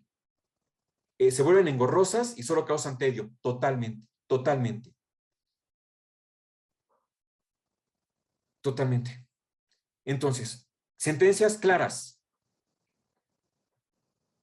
Con lenguaje claro. Ordenadas. Tercer principio. Que sean sentencias suficientes. Podríamos decir que el tercer principio es la suficiencia. ¿Qué significa esto de la suficiencia de las resoluciones? Miren, perdón por la expresión, pero sirve. Ni muy, muy, ni tan, tan, ¿no? Las sentencias tienen que ser de la extensión suficiente, pero sobre todo, más allá de la extensión en número de páginas, deben ser lo suficientemente profundas como para resolver el caso, hacer una buena argumentación, no quedarse cortas, pero tampoco excederse en profundidad en exposición de criterios jurisdiccionales, criterios de jurisprudencia, y tampoco se pueden convertir en una gala de los conocimientos de todo el personal del órgano jurisdiccional. Es que eso no puede ser, hasta por un principio de eficiencia del funcionamiento del Poder Judicial. Pero ahora vuelvo a eso. Me preguntaron, maestro, ¿los colegiados de circuito exigen que se transcriban palabras para valor en particular, para demostrar delito? Claro, ese es un tema aparte, claro. Como las que prueban elementos del delito, calificativa, responsabilidad, etcétera, etcétera. Y sin dejar analizar pruebas, no es posible hacerlas. Sí, gracias. Después lo entendí. Sin dejar de analizar pruebas, no es posible hacerlas en 10 páginas. Totalmente de acuerdo. Y ahí sí mis respetos para quienes se dedican a materia penal, ¿eh? Y la verdad es que las sentencias de los colegiados en materia penal llegan igual. Son también así de 300 páginas. Yo nunca estuve en el Poder Judicial en materia penal, pero tengo noticia y me llegaron varias sentencias en materia penal de colegiados y he podido ver varias sentencias de colegiados y son así, larguísimas, justamente por una cuestión de congruencia de las exigencias de los colegiados hacia los demás órganos. Pero de igual manera creo que podría ser algo mucho más acotado. A ver, al menos en un 30%, ¿eh? Tampoco estoy diciendo que se dejen en estado de indefensión al procesado o al amparista. Me parece que tampoco se trata de eso. Pero sí es verdad que hay formas, y lo vamos a ver, hoy ya no, pero lo vamos a ver mañana, hay formas de acortar las sentencias, hay forma de hacer párrafos más cortos, hay forma de hacer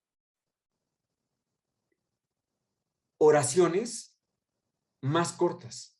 Fíjense, de paso les digo, ¿no? Hablando de la suficiencia, hay una regla en la escritura académica que también sirve para la escritura jurisdiccional. Lo que se tiene que decir con 10 palabras, decirlo con 10. Lo que se tiene que decir con 100 palabras, que se diga con 100. pero no con 50. Si se puede decir con 10 palabras, decirlo con 10 palabras. ¿Para qué extender como si fueran a pagar más por palabra utilizada?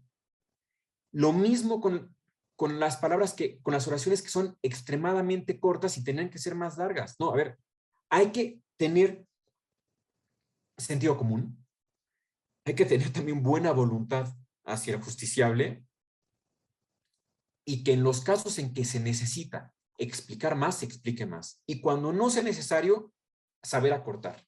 Ahora, esa es una cuestión de fondo. Una cuestión de mera forma, que lo reitero, lo veremos mañana. Hay forma de recortar párrafos. Hay forma de recortar las oraciones. Cuando se pueden utilizar oraciones más cortas, hacerlo. Cuando no, ni modo, se tienen que hacer más largas, igual que los párrafos. Lo veremos mañana. La suficiencia, entonces. La suficiencia, entonces, sobre todo de fondo, argumentar con el número de argumentos que se necesiten. Que no se quede corta la explicación al justiciable.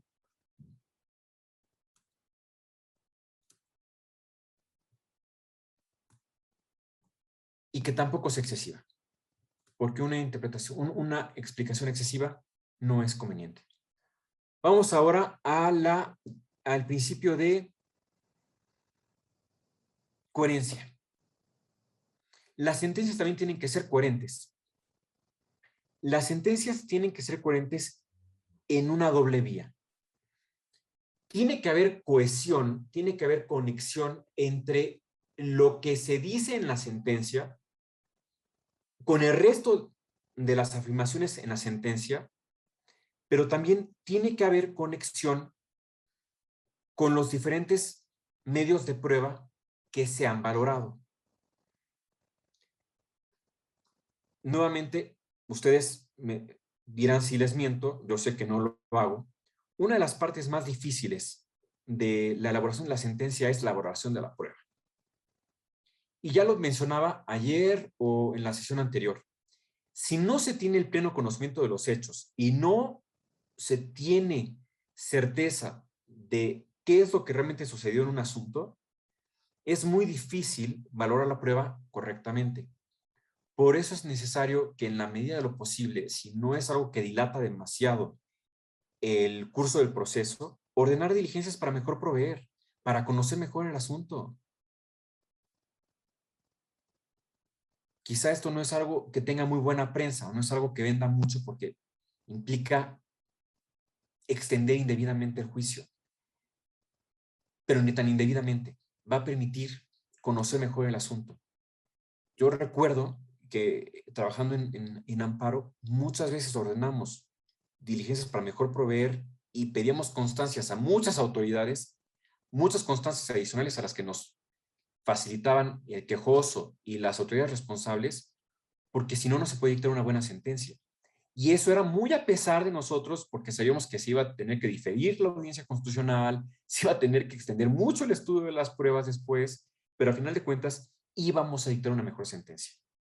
Entonces, pues bueno, coherencia con el estudio de las pruebas. En la coherencia, no me llegó la respuesta, no me llegó la pregunta completa, de un instante. En la coherencia también se extienden los puntos propositivos, porque si no da origen a la creación de sentencia, claro, y es otra resolución que implica tiempo. Claro, claro. A ver, sí, si ser coherente obliga a extendernos un poco, hay que hacerlo. Es parte de la suficiencia, justamente. Porque, miren, el problema de no hacer las cosas bien a la primera es que se van a terminar haciendo bien en subsecuentes ocasiones. Entonces, pues es mejor que desde la primera quede bien y ya, ¿no? Si no, después vienen las revocaciones, que son horribles, o las reposiciones de procedimiento, y es también algo vergonzoso. Entonces, pues mejor que quede bien a la primera. Eso con respecto al principio de coherencia. Hay otra forma de coherencia que ya había mencionado un poco desde la primera sesión. Hay que vigilar que los argumentos tengan conexión interna y conexión externa. coherencia interna y coherencia externa. Interna, que todo el fallo sea congruente, que el discurso vaya siempre en un solo sentido, que no haya contradicciones. Hay que vigilar que se cumpla este principio llamado principio de no contradicción, que es un principio de la lógica, que indica que no se puede incurrir en contradicciones, básicamente.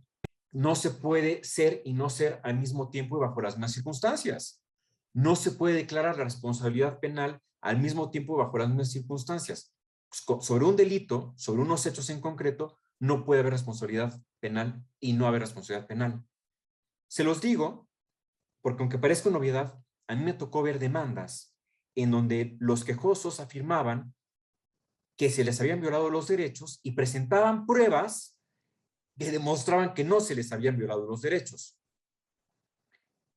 Afirmaban el acaecimiento de unos hechos, como por ejemplo, la omisión de recibir unas constancias, y presentaban los acuses de recibo con el sello de la oficina que los tenía que recibir. Hay que tener cuidado con eso. Hay que tener cuidado con que el discurso sea congruente internamente. Ahora, ¿qué implica la coherencia externa? Que además de tener coherencia todo el fallo, tenga coherencia con lo ocurrido en la realidad. Y bueno, pues es uno de los principios también más importantes que hay veces que se dejan de lado. ¿Alguna pregunta hasta el momento? ¿Alguna pregunta hasta el momento? Bueno, permítanme que me extienda unos 5 minutos más, si les parece bien, ¿sí? Bueno. También otro principio de elaboración de las sentencias es respetar las reglas establecidas en las normas. Por ejemplo, ya les decía que hay en la actualidad una exigencia legal, ¿eh? Es una exigencia legal establecida a cargo del Poder Judicial de la Federación, que supone que el lenguaje sea claro. Bueno, pues también hay que respetar ese principio. Si hay preceptos que ordenan cómo se debe hacer la sentencia, así se tiene que hacer. Ahora, hay que reconocer que la sentencia, en la medida en que respete las reglas impuestas en la ley, será una sentencia que por lo menos, cumplirá con estos requisitos mínimos. Ahora, hay que vigilar que las sentencias no solamente cumplan con estos mínimos. Hay que reconocer que las sentencias no pueden quedarse en el cumplimiento de unos requisitos formales y ya, sino que yo creo que se puede añadir un principio muy importante, que es el principio de conocimiento del justiciable. La sentencia tiene que estar elaborada de cara a que el justiciable la comprenda. Más allá de cumplir unos principios como los que he mencionado, más allá de que se cumplan los mínimos establecidos en la ley, lo importante es que el justiciable, si bien es cierto que quizá no va a quedar contento con la sentencia, la entienda. La obligación es convencer al justiciable. La obligación es que el justiciable tenga suficientes razones para entender por qué se le dictó el fallo. Y, desde luego, que tenga menos razones de dónde partir para impugnar ese fallo. En la medida en que se respeten estos principios, la sentencia estará mejor dictada.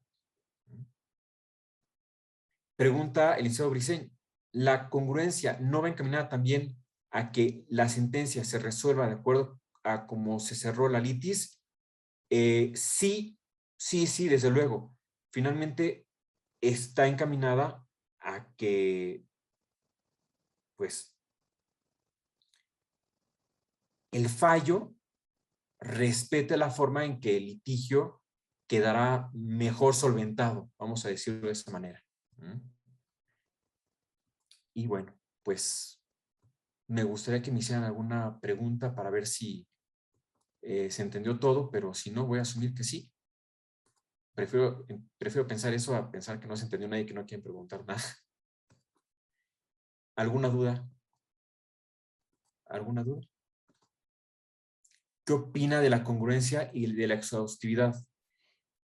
Sí, su señoría, pues mire, pienso que, a ver, en la medida en que la sentencia cubra todos los puntos petitorios, ¿no? Que la sentencia no se quede corta, se queda satisfecho este principio de la exhaustividad.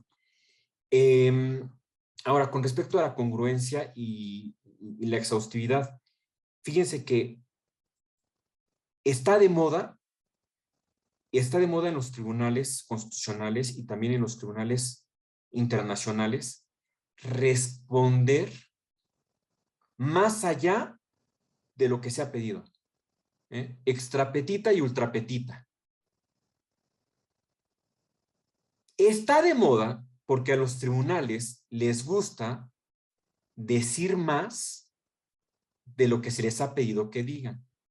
¿Y por qué les gusta decir más de lo que se les ha pedido que digan? Porque es una forma que tienen de ganar protagonismo. Es una forma que tienen de volverse legisladores. Y particularmente a nivel internacional es una forma de hacer que el derecho internacional permee en los países. Eso dicho en un plan muy positivo. Y en un plan menos positivo y quizás hasta suspicaz, ¿no?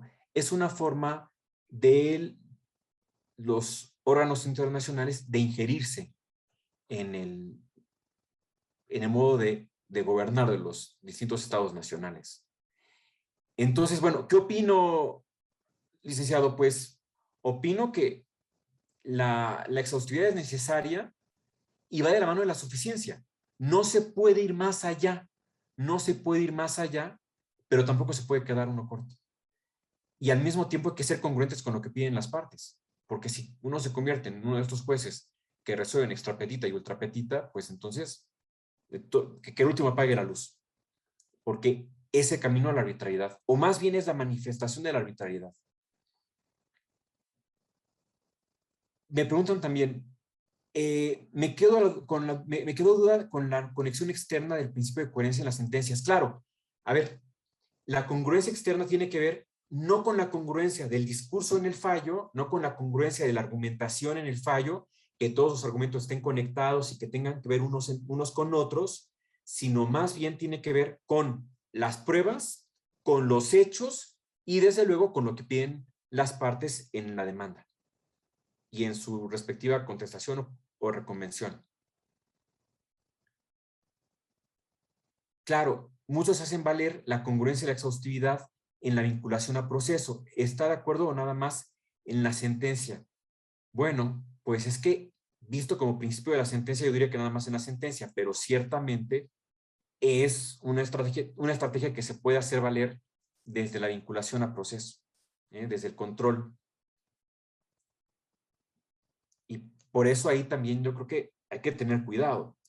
Es más, desde las autoridades ministeriales tienen que tener cuidado con esto porque es suficiente causa para que se les caiga la carpeta de investigación.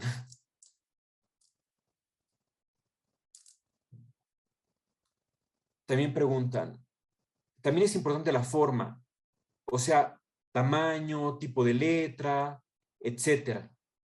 Como afirmación, la suscribo. Sí, sí es importante.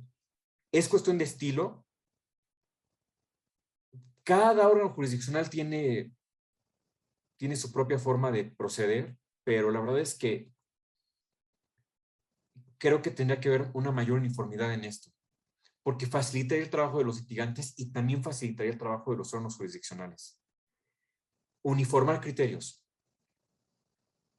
Sobre esto, bueno, creo que no está tan conectado lo siguiente que me dicen, entonces se lo respondo después. Pero bueno, a ver, ¿Es importante la forma? Sí, sí es importante.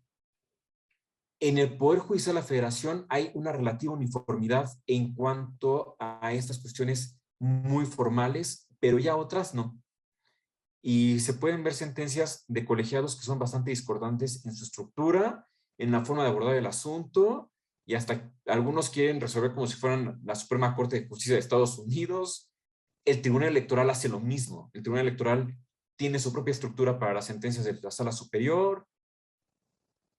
Bueno, pero vamos en el camino a la uniformidad.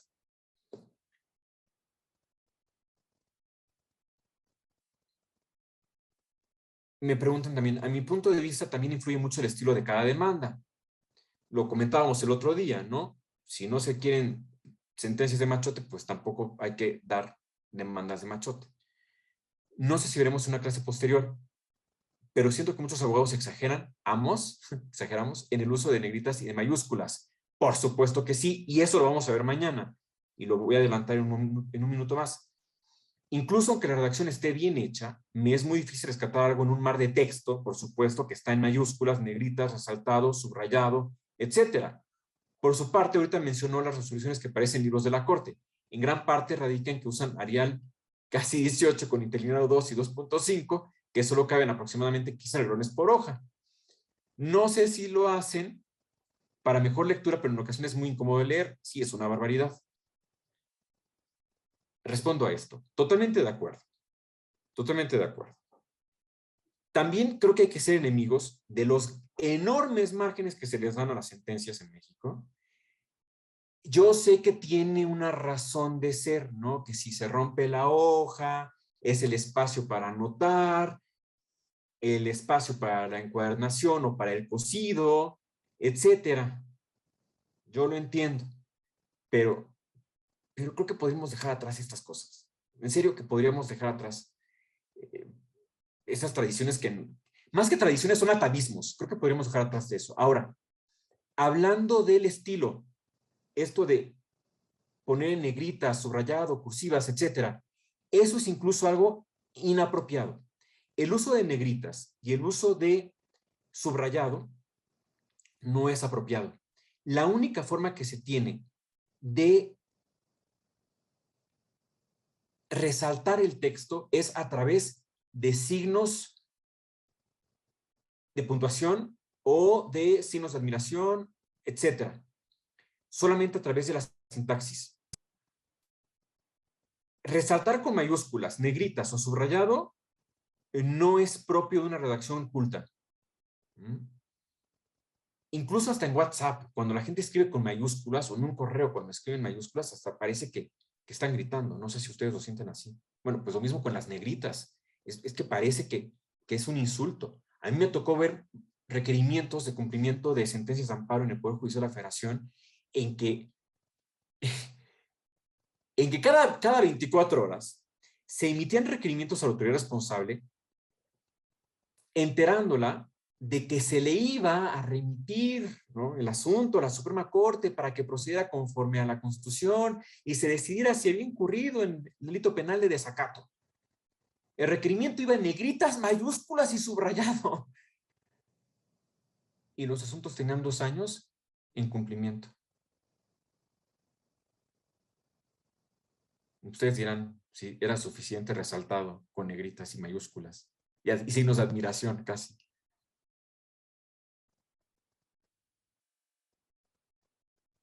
Dicen, el justiciero no es un técnico en derecho, lo cual limita su entendimiento. Totalmente de acuerdo. Totalmente de acuerdo. Incluso hay veces que el justiciable es abogado y por mucho que entienda no quiere entender. Quizá ese es el peor de los casos. Según lo entendemos los abogados, que es más importante que la entienda o que la resolución sea técnica o cree que puede empatar ambos objetivos. Es difícil, pero debería ser así. Debería tener un nivel de tecnicismo suficiente como para que el abogado se quede contento. Y creo que así tiene que ser. Tiene que haber suficientes argumentos jurídicos que quizá no son comprensibles totalmente para el justiciable que no es técnico en derecho, pero también el que no es técnico en derecho la tiene que saber entender. A ver, voy a hacer un símil. Como cuando uno va al médico. Hay quienes sabemos más o menos de medicina, hay quienes a quienes nos gustan más los términos médicos, hay quienes no nos gustan los términos médicos, y hay quienes nos gusta la medicina y hay quienes no nos gusta la medicina. Es muy similar. Uno no va al médico con los conocimientos suficientes para comprender el lenguaje oscuro que tiene la medicina. Pero el médico le debe saber explicar de manera suficiente, exhaustiva, lo que tiene y entender. Y aquí les agrego algo más. En general, la gente más inteligente es a la que se le entiende con menos palabras y con menos explicaciones. Hay que aspirar a ser de esos. Hay que con poquito se entiende. Okay. Ahora también hay que comentar que sí se pueden empatar ambos objetivos, aunque es muy difícil. Es difícil, es complicado, pero se tiene que aspirar a eso. ¿Eh? Como los buenos médicos, que son grandes médicos, pero que saben explicarlo para que alguien lo pueda entender en una segunda opinión, pero también para que el paciente lo pueda comprender. Del principio de reglas de, por ejemplo, en el auto de formar prisión, sujeción a proceso, cada vez que me ponen algo de penal, me da compasión porque es una materia que se cuesta aparte y en la que sí hay que abundar en las explicaciones y abundar en la argumentación de los fallos. En la sujeción a proceso o libertad reservada se encuentran en los artículos 166, 167 y 168 del EP en juicios penales tradicionales. Bueno, pues muchas gracias. Muy amable. Dijo el ministro presidente que el juez puede aspirar a cualquier cosa menos a ser popular. Muchas veces la justicia tiene que ser el difícil papel de tomar determinaciones que nadie quiere escuchar, por supuesto. Claro, y ahí yo suscribo, Claro. A ver, los jueces no están en un concurso de popularidad. Los jueces son jueces y les toca la función de decir a quién tiene la razón y a quién no, y a quién no le corresponde. Y la mitad de los justiciales van a querer. La mitad de los justiciales van a querer al Poder Judicial y la otra mitad no. Y eso dependiendo de cada caso concreto. No sé si me explico con esa afirmación. Me escriben aquí, gracias, pues de nada, gracias a ustedes. Luego, en cuanto a las diligencias dictadas para mejor proveer, para que el juez conozca la verdad sobre el asunto qué tanto va más allá de la obligación de las partes de aportar pruebas y soportar las consecuencias de su misión conforme al principio de estricto derecho. Pues me parece que eso depende ya de cada órgano jurisdiccional y de cada caso en específico, y en función de cómo vayan viendo el asunto. Si ven que nadie les dice la verdad, como suele ser, y que no hay pruebas suficientes para que la autoridad jurisdiccional haga suya una solución que no ha sido aportada por las partes, me parece que se hace muy necesario. Para abarcar la inclusión, en tratándose de que en un asunto sea parte de una persona con discapacidad, ¿qué recomienda para que la resolución sea accesible, asegurando el principio que el justiciable entienda la sentencia? Bueno, hombre, pues aquí creo que tenemos un reto en México muy grande. Una sentencia para una persona con ceguera.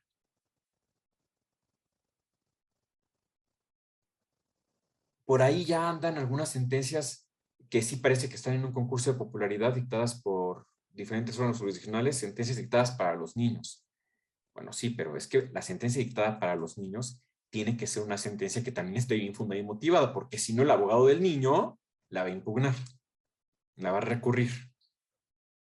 Creo que hay que saber medirse. ¿Y qué recomiendo para que la resolución sea accesible a una persona con discapacidad?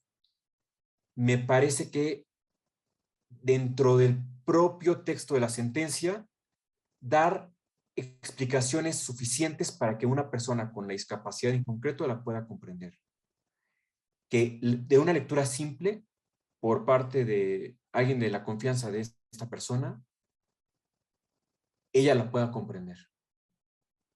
Pero hay un reto muy grande. Hay un reto muy grande, porque así como se necesitan traductores, también se necesitan personas con la capacidad técnica, humana y profesional suficientes para acercarle a las personas con discapacidad la comprensión de la justicia. Y bueno, pues listo. Muchas gracias por sus comentarios. Gracias, juez, muy amable. Muchas gracias. Bueno, pues nada, oigan, yo casi les fallé hoy porque por poco no damos los principios de elaboración de las sentencias y continuará mañana. Ya no pudimos abordar la parte más práctica a la que quería llegar desde hoy, en la primera hora del curso, pero pues bueno, así se ha hecho necesario. Muchas gracias, maestro, por darnos estos tips para la elaboración de sentencias, para ir llevando un orden de congruencia y ir relacionando las etapas, ¿no? Abordar una interpretación y una argumentación histórica congruente para que tenga hilación nuestra sentencia. Pues muchas gracias a ustedes. Y la verdad es que sí, ese es otro reto, ¿eh? Y también esa es una capacitación diferente. Ya de cara a la justicia oral, pues la preparación tiene que ser distinta. Ya no solamente va a ser con respecto a estas necesidades, sino también ahora hasta técnicas de oratoria, que ya es un tema aparte. Y ahí hay que saber identificar y distinguir muy bien la forma del fondo. ¿Qué es teatro? ¿Qué es mero montaje? Y qué sí es argumentación de fondo en la oralidad. Y también hay que darle clases hasta a los jueces de oratoria, porque pues puede ser que el juez sea un erudito por escrito, pero ya oralmente se tope con unos retos que antes ni le pasaban por aquí. Así que, pues bueno, hay que seguir sobre esta línea de la capacitación, sobre esta línea de crecimiento intelectual de los juzgadores y también de todos los integrantes del Poder Judicial que finalmente son parte fundamental de la justicia. No son meros coadyuvantes, sino que verdaderamente son la fuerza de la impartición de justicia. Los jueces solamente son los que dan la cara y los que tienen que firmar la sentencia, los que llevan la responsabilidad del fallo. Pero a final de cuentas, todos los integrantes del Poder Judicial son los que terminan siendo la base de la impartición de justicia en México y en cualquier lugar. Así que, pues enhorabuena y a seguirse formando. Muchas gracias, maestro. Gracias a todas las personas que nos visualizaron el día de hoy. Que tengan buenas noches. Hasta luego a todos.